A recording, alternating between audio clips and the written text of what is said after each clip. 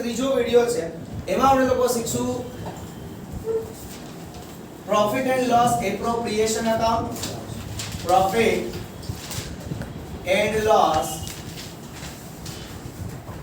Appropriation account and એની સાથે સાથે જ આપણે પાર્ટનર્સ કેપિટલ શીખી લઈએ છીએ કારણ કે એનાથી એને એન્ટ્રી ઈઝી બની જાય છે. Okay everyone, partners capital for current account આની સાથે જ આપણે ભણી લઈએ એટલે કોઈ પણ જાતની મુશ્કેલી આવે નહીં એક સાથે. તો સૌથી પહેલા જે છે profit and loss appropriation account એની અંદર શું લખશું આપણે અકાઉન્ટ. હું પહેલા અહીંયા લખું છું profit and loss appropriation account.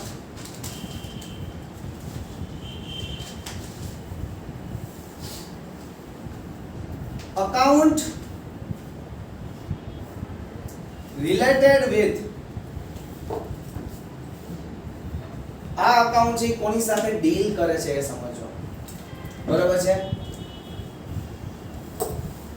expenses of business towards partners. expense of business ના ખર્ચા પણ કેના દ્વારા towards partners માટેના ખર્ચા. પછી income from partner, incomes from partner પાસેથી કોઈ ઇન્કમ મળે અથવા તો પાર્ટનર્સ ને આપણે એક્સપેન્સ ના દેવાના થાય એ બે વસ્તુ આની અંદર આવે. અને એક વધારાનું આવે છે મેનેજર્સ કમિશન. આ અત્યારે નથી શીખવું, જ્યારે એક જ સમ આવે છે જ્યારે કરશું ત્યારે કરશું. આ બે વસ્તુ મેઇન છે. ઓકે, એટલે કે આની અંદર બે જ વસ્તુ આવે expenses towards partners અને income from partner, incomes from partners. expenses towards partners અને income from partner આની અંદર બે જ વસ્તુ આવશે. બરાબર છે. એમાં એક્સપેન્સીસ કયા બિઝનેસ છે એ પાર્ટનર માટે એક્સપેન્સ કરતો હોય તો સૌથી પહેલા માનો કે પાર્ટનર છે એ બિઝનેસને કેપિટલ આપે. પાર્ટનર છે બિઝનેસને કેપિટલ આપે તો બિઝનેસને પાર્ટનરને શું દેવું પડે? ઇન્ટરેસ્ટ દેવું પડે.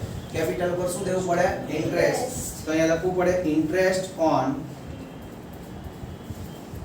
કેપિટલ. પછી પાર્ટનરને બોનસ કમિશન દેવું પડે. પાર્ટનરને બોનસ દેતા હોય, કમિશન દેતા હોય, સેલરી દેતા હોય, પણ એ કોને? પાર્ટનર. રેમ્યુનરેશન દેતા હોય,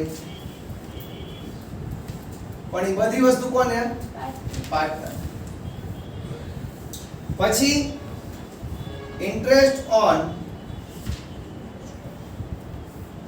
કરંટ અકાઉન્ટ ક્રેડિટ બેલેન્સ. આ વસ્તુ જ્યારે હું સમ આવશે ત્યારે વ્યવસ્થિત તમને ડિક્ટેટ કરીશ. Interest on current account credit balance એ જ્યારે સમ આવશે ત્યારે હું તમને વધારે ડિક્ટેટ કરીશ. બરોબર છે. ઇન્કમ ફ્રોમ પાર્ટનર, પાર્ટનર્સ પાસેથી ઇન્કમ મળતી હોય. કઈ કઈ મળે generally? Interest on drawing, interest on drawings. માનો કે કેપિટલ ઉપર બિઝનેસ છે એ ઇન્ટરેસ્ટ આપે. પાર્ટનર છે એ બિઝનેસ ને હા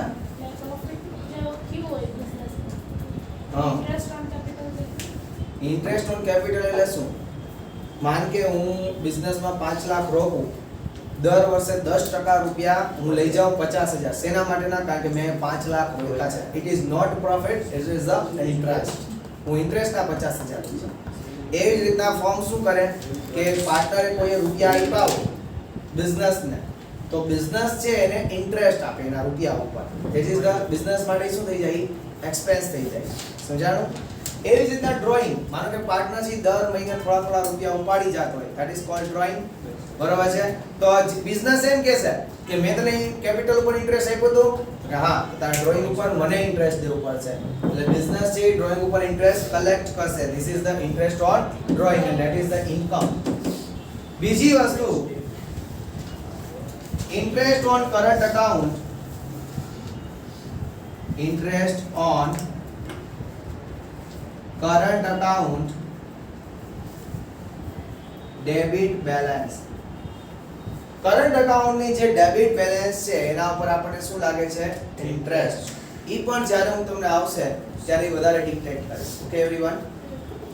આનો પણ રૂલ તમને બધાને ખબર જ હોવી જોઈએ. P&L નો જ ભાઈ છે, બરાબર? It is the part of P&L. તો એક્સપેન્સ બધા કેવા હોય? ડેબિટ હોય અને ઇન્કમ બધી કેવી હોય? ક્રેડિટ હોય. એટલે આ બધાને interest on capital, commission, bonus, salary, remuneration to partners, બરાબર છે? આ બધું છે P&L એપ્રોપ્રિએશન માં ડેબિટ અને આ બધી વસ્તુ છે P&L એપ્રોપ્રિએશન માં ક્રેડિટ કરશું. Okay everyone?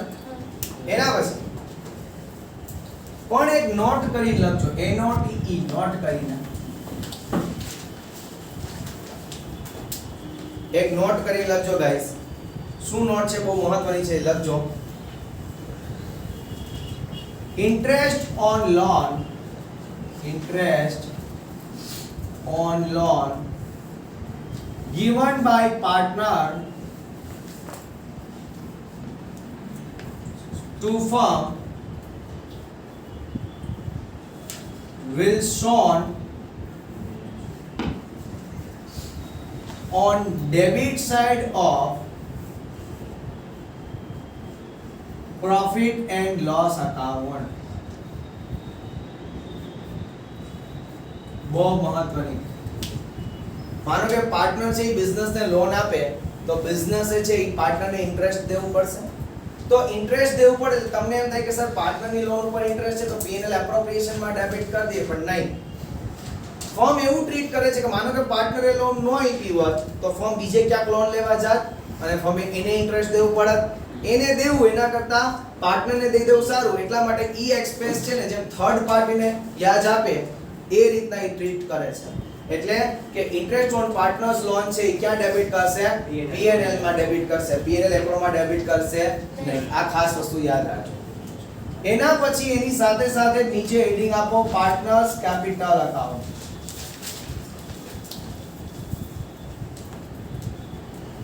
એ હું તમને ડ્રો કરીને સમજાવીશ.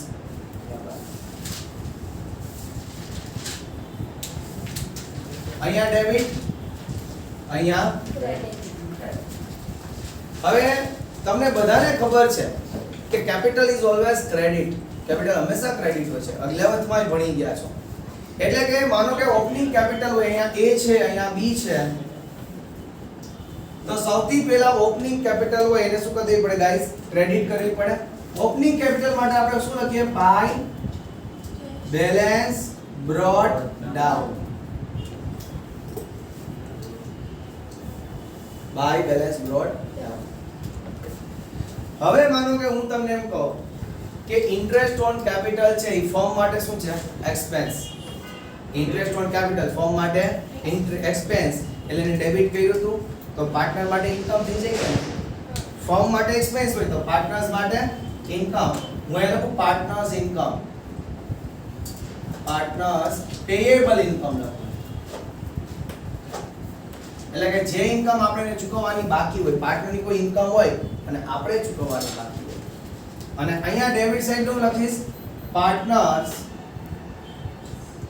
Receivables expenses. કોઈ ખર્ચો છે એ પાર્ટનર પાસેથી આપણે લેવાનો બાકી હોય.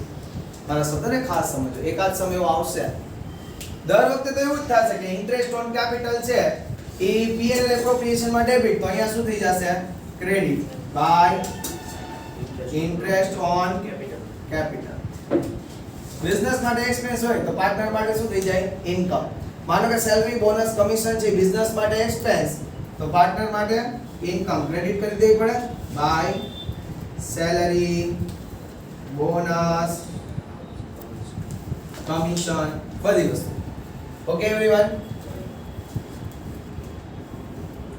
પછી તમે P&L એપ્રોપ્રિએશન છે ક્લોઝ કરશો. P&L ની જેમ જ ક્લોઝ કરો તો તમને લોકોને અહીંયા મળશે ડિવિઝિબલ પ્રોફિટ. શું મળશે? ત્યાં ડેબિટ હશે તો અહીંયા શું હશે? ક્રેડિટ. સમ ગણશું વધારે આઈડિયા આવશે આ ક્લોઝ કરવાનો તો, કારણ કે ક્લોઝ કરવાનું હું તમને આવી રીતના ડિક્ટેટ ના કરી શકું. એ આપણે સમ ગણીને પ્રેક્ટિકલી જોશું તો જ ખબર પડશે કે બંધ કરીને કઈ રીતના લઈ જવાનું. એટલે હું બહુ એના પર ભાર નથી મૂકતો. એવરીવન. પછી માનો કે ઇન્ટરેસ્ટ ઓન ડ્રોઈંગ છે. હવે માનો કે કેપિટલ ક્રેડિટ હોય તો ડ્રોઈંગ ને ડેબિટ કરી દેવું પડે અહીંયા. કેપિટલ એટલી ઘટી જાય ને પાર્ટનરની. કેપિટલ ઘટી જાય તો ડ્રોઈંગ ને આપણે શું કરી દેવું પડે ફ્રેન્ડ્સ? ડેબિટ કરી દેવું પડે, કારણ કે કેપિટલ ઘટી જાય છે. એવી જ રીતના interest on drawing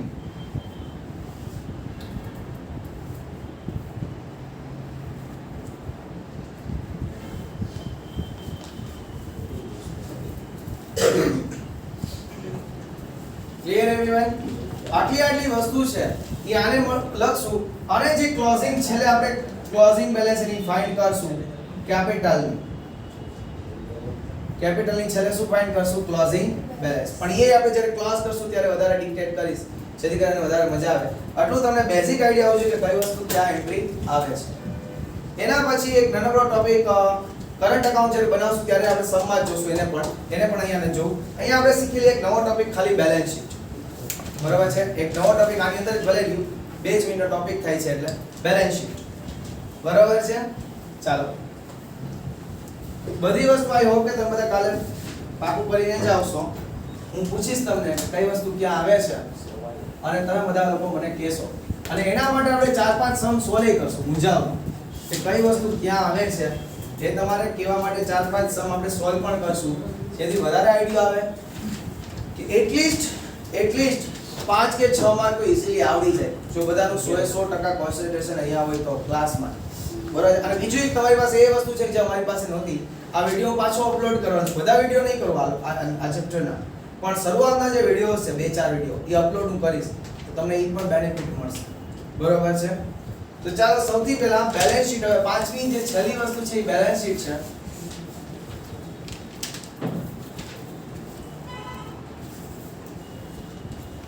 balance sheet. તો બેલેન્સ શીટ ની અંદર કઈ વસ્તુ આવશે એ જોઈએ. એ પણ હું તમને બનાવીને શીખવાડું. આમ તો ઘણા બધા લોકોને સમજ પડી ગઈ હતી જ્યારે આપણે લોકોએ એડમિશન ચેપ્ટર કર્યું હતું. બરાબર છે? ત્યારે બધાને સમજ પડી ગઈ હતી. છતાં it's my duty. Capital liabilities amount rupees, assets receivable,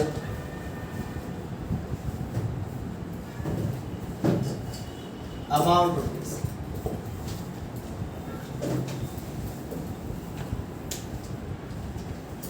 સૌથી પહેલા હું અહીંયા કેપિટલ લાયબિલિટી સાઈડ શું લખીશ? કેપિટલ. જેવલાની કેપિટલ આવી હશે ને ક્લોઝિંગ કેપિટલ અકાઉન્ટ ક્લોઝ કર્યો છે અને જે બેલેન્સ આવી હશે ને એ પહેલા હું અહીંયા લખીશ. પછી લાયબિલિટીઝ બિઝનેસ ની જે પણ લાયબિલિટી હોય. કઈ લાયબિલિટી હોય બિઝનેસમાં? તો કે એક તો ક્રેડિટર્સ હોય, એની પાસે ગુડ્સ પરચેસ કર્યા હોય ને આપણે. પછી બિલ્સ પેયેબલ હોય એટલે કે દેવી ઊંડી. પછી રિઝર્વ્સ હોય. હાલો ભાઈ રિઝર્વ્સ પ્રોફિટ નો પાર્ટ છે અને એડમિશન માં આપણે પહેલા જોઈ લીધું છે રિઝર્વ્સ હોય. પછી આઉટસ્ટેન્ડિંગ એક્સપેન્સ હોય. કોઈ એક્સપેન્સ છે એ ચૂકવવાના બાકી હોય. બીજું આ છે ને એક પ્રકારનું સ્ટેટમેન્ટ છે એટલે at the end of the day બનતું હોય છે. It is one kind of the statement. અને ક્યારે બને? At the end of the year. Year ને દિવસે જે વર્ષ પૂરું થાય ને એ દિવસનું જ ફોર અ ડે. આ ફોર અ ડે છે. ફોર અ ડે એક દિવસનું. એટલે કે માનો કે 31મી માર્ચ હોય તો 31મી માર્ચમાં તમારી કેપિટલ કેટલી છે, તમારે કોને કેટલા રૂપિયા દેવાના બાકી છે, કોની પાસેથી કેટલા લેવાના બાકી છે, એ બધું વસ્તુ બતાવે છે. એના પછી અસેટ સાઈડમાં આપણને અહીંયા શું આપે? ફિક્સ અસેટ્સ હોય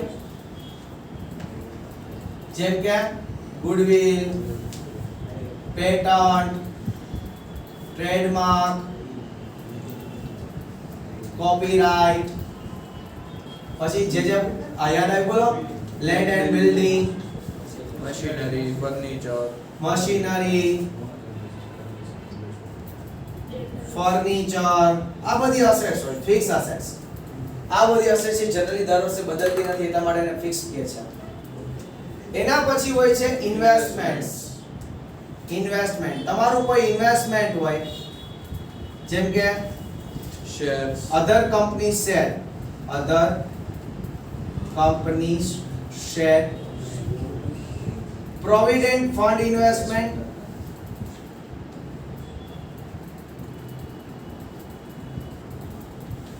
તો તમે જ્યાં જ્યાં ઇન્વેસ્ટમેન્ટ કર્યું છે બિઝનેસે એ અહીંયા લખશું.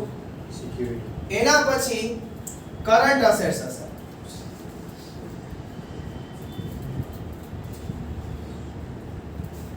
કરંટ અસેટ્સ એટલે કે એવી અસેટ્સ કે જે દર વર્ષે ચેન્જ થાય છે, જેમ કે ક્લોઝિંગ સ્ટોક દર વર્ષે બદલાય કે ન બદલાય, ડેટર્સ, કેશ બેલેન્સ દર વર્ષે બદલાય કે ન બદલાય,